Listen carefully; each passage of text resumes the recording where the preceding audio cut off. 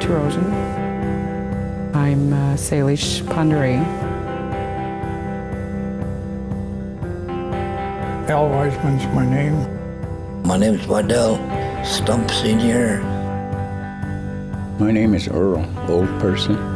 My name is George Charles Nightwalker. My name is Burton Putting on Top Sr. My Crow name is Chilaksha. Translation means 2 mornings. My name is Robert Magnet. Dr. Florence McGeeshick Garcia. My name is George Horse Capture Jr. My Indian name is Maistuaki, which means Crow Woman.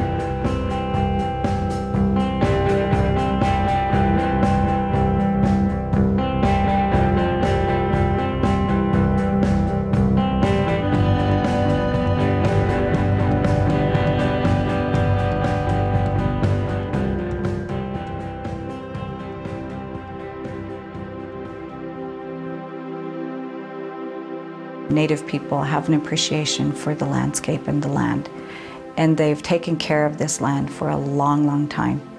You know, I go as far as saying millenniums. And I think that's one thing that connects all Native tribes at some point or another, is valuing land.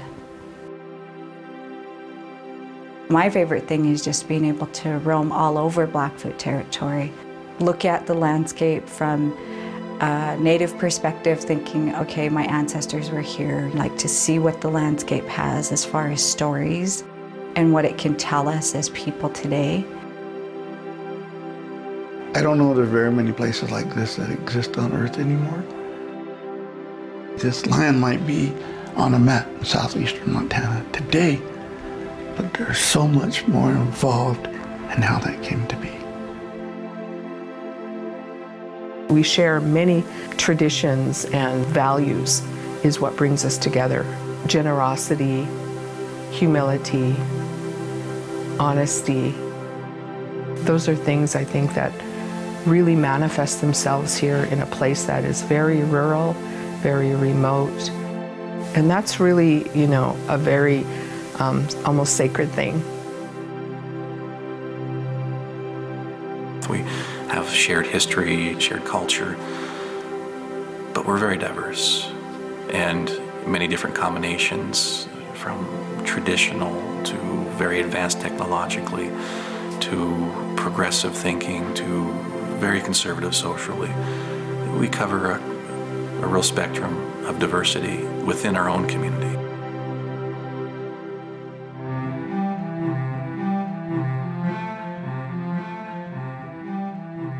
What I always hope to see is that my people have the ability to understand the elements of nature, what role they play in my survival, my people's survival, particularly the up-and-coming generations, the young people. In my view, the buffalo were a metaphor for our people in terms of the buffalo were at one time plentiful, more than plentiful.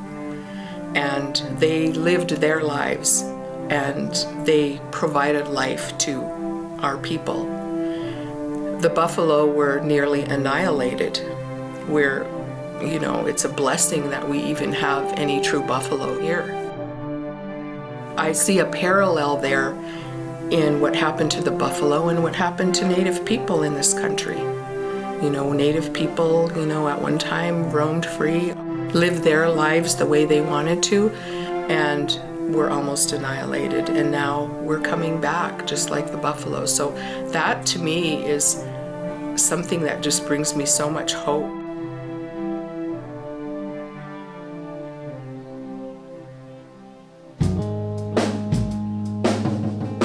You're smelling what the prairie used to smell like and what the prairie should smell like. Close your eyes. Find a little time to sit back in the sun. Open up your mind. It's cool. If you're really lucky, sometimes I'll give you a glimpse, like I show you a slideshow of how things were.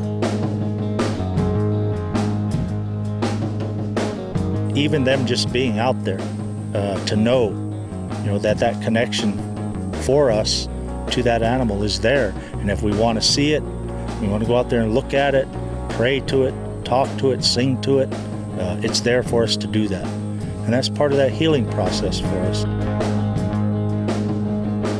This is part of who we are, and we don't want to lose it.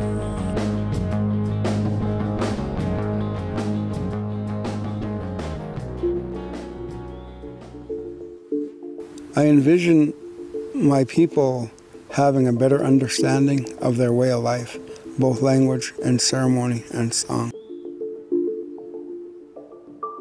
We were always taught by our elders to be proud of who you are and what you are, because we are what we are until we die. I admire a lot of our young people. They want to go back and try to revive those things.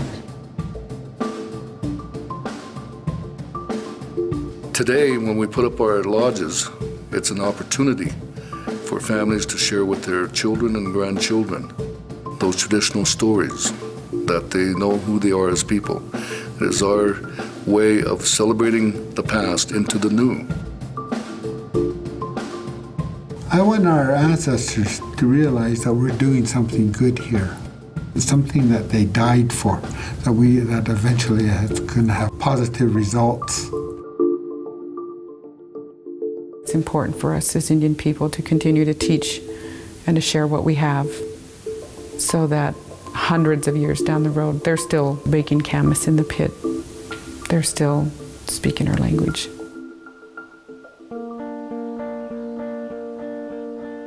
To really understand us, you're not going to find us in a history book.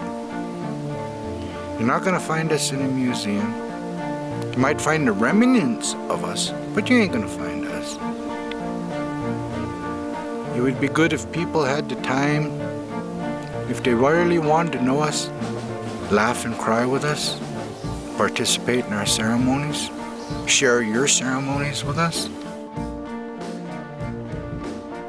It brings me pride to know that I'm able to help people to understand and to learn that we're not forgotten.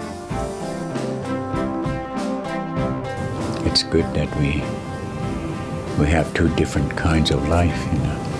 We have our traditional way, our Indian way of life, and then we enter into the life today. And it's important to our young people to remember that that's the life we're going to have to work toward.